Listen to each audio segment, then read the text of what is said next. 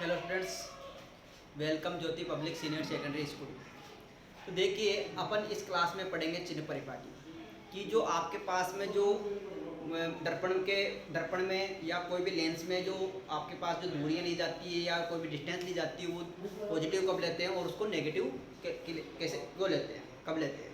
तो उसके कोई नियम होते हैं, उसके क्या होते हैं, नियम होते हैं। तो उस नियमानुसार उन डिस्टेंस को, उस दूरियों को क्या लिया जाता है, पॉजिटिव या नेगेटिव लिया जाता है। ठीक है, तो वो अपन यहाँ पर पढ़ेंगे।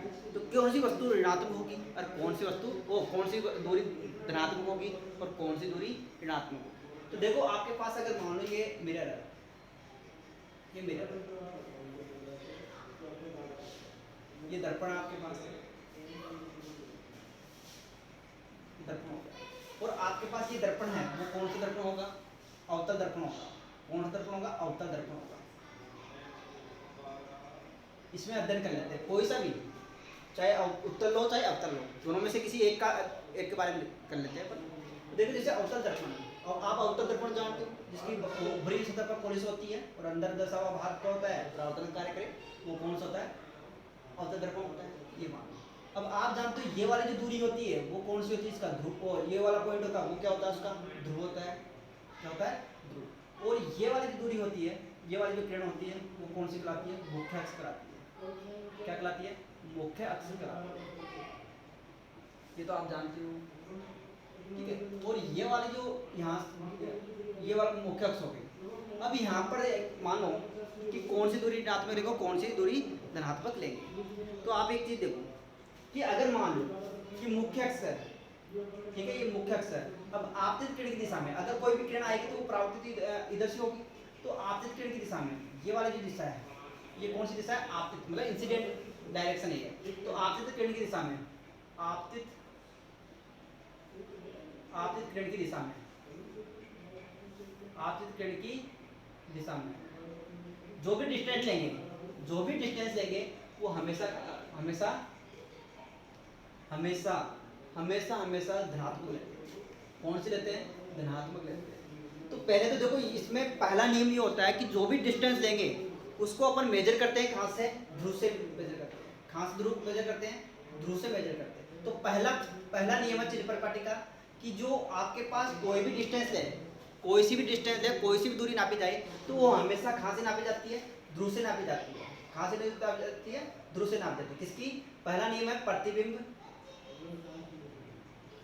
बिंब, या आप लोग कौन सा, प्रतिबिंब लो या आप बिंब लो या आप कोई सा भी फोकस लो।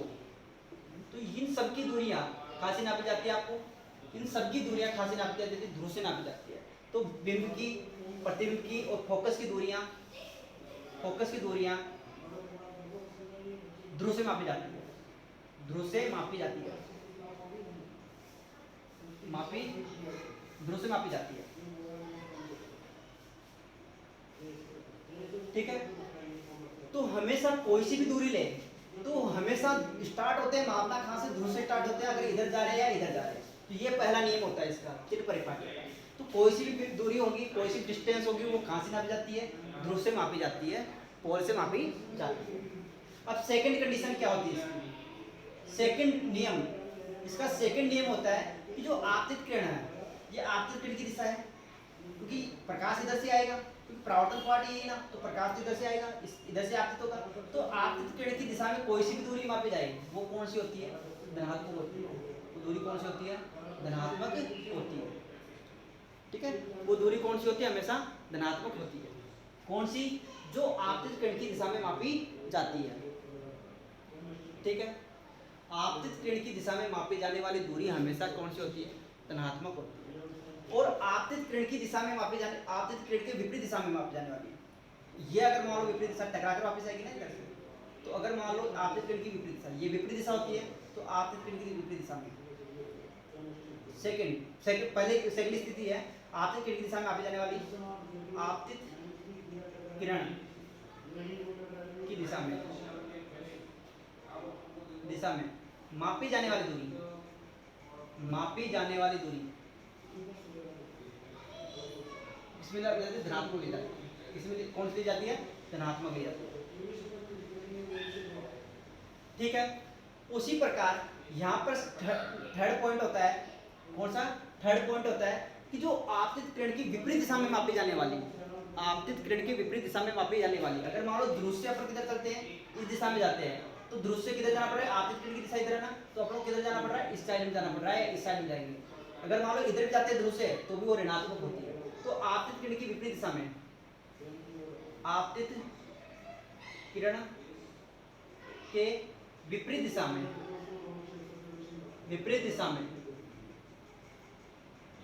मापी जाने वाली दूरी, मापी जाने वाली दूरी, दूरी ऋणात्मक होती है। कौन सी होती है, ऋणात्मक होती है।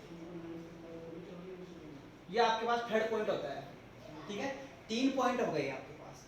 अगर मान लो मैं ध्रुव से इस साइड में जाता हूँ, तो ये भी दूरी कौन सी होगी, धनात्मक होगी। कौन सी दूरी होगी, धनात्मक होगी, क्योंकि ध्रुव से अपन को प्रकाश इधर आ, प्रकाश की दिशा ऐसे ही है ना, प्रकाश आपतित किरण की जो दिशा है वो कैसे, ऐसे है अपने पास, ऐसे जा रही है, तो ये भी इधर जा निकल रही है, या इधर थोड़ी आ रहे अपन। अगर मान लो अपन इधर आते हैं तो वो कौन सी होती है, ऋणात्मक होती है। लेकिन यहाँ पर इधर आप जाएंगे, ध्रुव से इधर स्टार्ट होते हैं, ध्रुव से स्टार्ट होते हैं, तो ध्रुव से किधर जाना पड़ेगा आपको, इधर, तो कौन सी होगी, धनात्मक। अगर ध्रुव से अपन इधर जाते हैं तो कौन सी होगी, ऋणात्मक। अगर ये नहीं कि यहाँ पर धनात्मक तो यहाँ पर ऋणात्मक लेंगे, ध्रुव से अगर इधर भी जा रहे हैं ना अपन, तो भी कौन से लेंगे, ऋणात्मक लेंगे, ठीक है।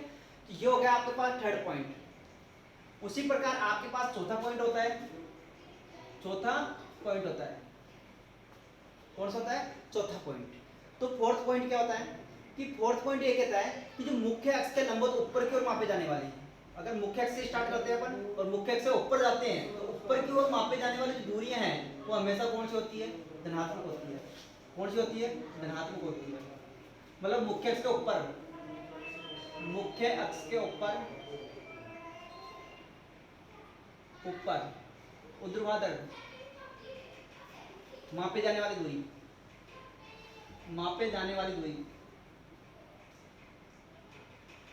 कौन सी होती है, धनात्मक होती है। कौन सी दूरी होती है, धनात्मक होती है, ठीक है। अगर मुख्य अक्ष से स्टार्ट होते हैं, मुख्य अक्ष से अपन कहां जा रहे हैं, ऊपर की ओर, मुख्य अक्ष के लंबवत ऊपर की ओर जा रहे हैं, तो कौन सी होती है, वो धनात्मक होती है, ठीक है। और फिर पांचवा पॉइंट ये लेते हैं अपन, पांचवा पॉइंट क्या लेते हैं अपन, तो पांचवा पॉइंट ये कहता है कि 3 तो यहाँ पर हो गया, चौथा ही हो गया, पांचवा पॉइंट क्या कहता है कि मुख्य अक्ष से ये वाली, तो मुख्य अक्ष से नीचे आते हैं, मुख्य अक्ष के लंबवत नीचे की ओर मापे जाने वाली दूरी वो कौन सी होती है, ऋणात्मक होती है। मुख्य अक्ष के नीचे, मुख्य अक्ष के नीचे, मुख्य अक्ष के नीचे ऊर्ध्वाधर मापी जाने वाली दूरी, वो नीचे, नीचे की ओर मापी जाने वाली दूरी, मुख्य अक्ष के नीचे की ओर लंबवत मापी जाने वाली दूरी, मापी जाने वाली दूरी, वाली दूरी कौन सी होगी, ऋणात्मक होगी। कौन सी होगी, ऋणात्मक लेते हैं, ठीक है। ये हो गया पांचवा पॉइंट। तो इस तरह से मतलब 5 पॉइंट होते हैं किसके, चिन्ह परिपाटी के। पहला तो है कि मुख्य अक्ष के समान, मुख्य अक्ष जो होता है, तो आपके पास कोई सी भी दूरी हो, चाहे बिंब हो, चाहे वस्तु बिंब हो, चाहे प्रतिबिंब हो, चाहे क्या हो, फोकस हो, सभी दूरियां कहाँ से नापी जाती है, अपन को ध्रुव से मापी जाती है। तो ध्रुव यहाँ पर ध्रुव से चलना होगा, इधर जाना है या इधर जाना, कहाँ जाना है। तो ध्रुव से अगर इधर जाते हैं तो कौन सी आती है, विपरीत। यहाँ से इधर जाएंगे तो कौन सी आएगी, ऋणात्मक आएगी, ठीक है। ध्रुव से मापी जाती है। सेकंड कंडीशन होती है आपतित किरण की दिशा में मापी जाने वाली दूरी कौन सी होती है, धनात्मक। अगर मान लो इस तरह से आते हैं अपन, आपतित किरण की दिशा इधर है, तो इधर से आते हैं तो इधर से मापी जाने वाली दूरी तो कौन सी होती है, धनात्मक होती है। अगर मान लो विपरीत मापी जाती है, अगर ऐसे जाते हैं वापस ध्रुव से अगर ऐसे जाएंगे तो कौन सी होती है, वो धनात्मक होती है। कौन सी होती है, वो धनात्मक होती है। और थर्ड पॉइंट होता है कि आपतित किरण के विपरीत दिशा में मापी जाने वाली दूरी, आपतित किरण के विपरीत दिशा में मापी जाने, अगर आपतित किरण की विपरीत दिशा में जाएंगे अपन, ऐसे जाएंगे या आपतित किरण की दिशा थी, और अगर मान लो ऐसे जाते हैं अपन या अपन ऐसे जाते हैं, तो वो दूरी कौन सी होती है, ऋणात्मक होती है, ठीक है।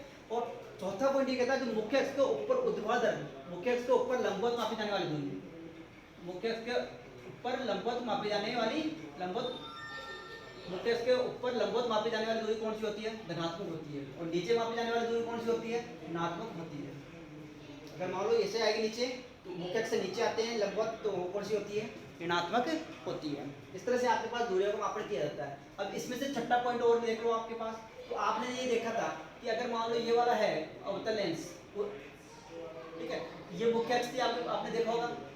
तो मुख्य अक्ष से ही किरण आ रही थी, ये आ रही थी आपकी किरण, तो ये टकरा कर वापस कहाँ जा रही थी, इस तरह से ध्यान से निकल रही थी। तो अभी यहाँ से ध्रुव से किधर जाना पड़ेगा, वापस जाना पड़ेगा परावर्तन के। ये आपकी किरण दिशा है, ये आपकी किरण दिशा, तो अपन को किधर जाना पड़ा, ध्रुव से इधर जाना पड़ रहा है, तो वो कौन सी दूरी होगी, ऋणात्मक होगी। तो हमेशा अवतल दर्पण में तो हमेशा जो फोकस है, फोकस दूरी है, या कोई सी भी आपके पास प्रतिबिंब की दूरी है, प्रतिबिंब भी इधर इस साइड में बनेगा इसका। तो आपकी किरण की दिशा इधर है, तो प्रतिबिंब भी इधर बनता है, तो ध्रुव से इधर जाना पड़ेगा, तो वो दूरी तो विपरीत जाना पड़ता है, तो वो दूरी होती है, वो कौन सी होगी, ऋणात्मक होगी। किसमें, अवतल दर्पण में। तो अवतल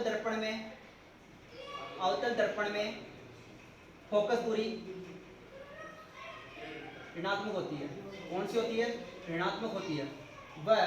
और उत्तल दर्पण में कौन सा होता है, उत्तल दर्पण में जो दूरी होती है वो कौन सी होती है, धनात्मक होती है। धनात्मक कैसे होती है, क्योंकि आपने देखा था उत्तल दर्पण में कि ऐसे डायग्राम था, तो यहाँ पर यदि था तो इधर ये मुख्य अक्ष थी और आ रही थी, तो ये टकरा कर ऐसे जा रहा था और ऐसे था, ठीक है, ऐसे आ रहा था। तो टकरा कर कैसे जा रहा था, ऐसे जा रहा था। अब आपको पता है फोकस बिंदु कहाँ काट रहा था, यहाँ पर काट रहा था। ये अपन को ध्रुव से किधर जाना पड़ रहा है, प्रकाश के संचरण की दिशा में, प्रकाश के संचरण की दिशा में जाना पड़ता है उत्तल। तो ये बिंदु कौन सा होगा, धनात्मक होगा। ये वाली ध्रुव से इधर जानी पड़ रही है अपन को, प्रकाश के संचरण की दिशा में जाने को, मतलब प्रकाश की किरण की दिशा में जानी पड़ रही है, तो वो कौन सा होगा, धनात्मक होगी। और उत्तल दर्पण में फोकस दूरी कौन सा होता है, धनात्मक होता है। फोकस दूरी कौन सा होता है, धनात्मक होता है। तो इस तरह से आपके पास दूरियां दी जाती है, धनात्मक कैसे होगी, ऋणात्मक कैसे होगी, तो ये चिन्ह परिपाटी में पढ़ाया जाता है, ठीक है। तो इस तरह से आपके पास ये टॉपिक कंप्लीट होता है चिन्ह परिपाटी का, ठीक है। और अगली क्लास में अपन पढ़ेंगे गोले दर्पण द्वारा प्रतिबिंबों का निर्माण, ठीक है, और उसके नियम पढ़ेंगे। तो यहाँ पर अपने पास ये कंप्लीट होता है। और ये वीडियो आपको अच्छा लगे तो लाइक करना, सब्सक्राइब कर देना। थैंक यू, धन्यवाद।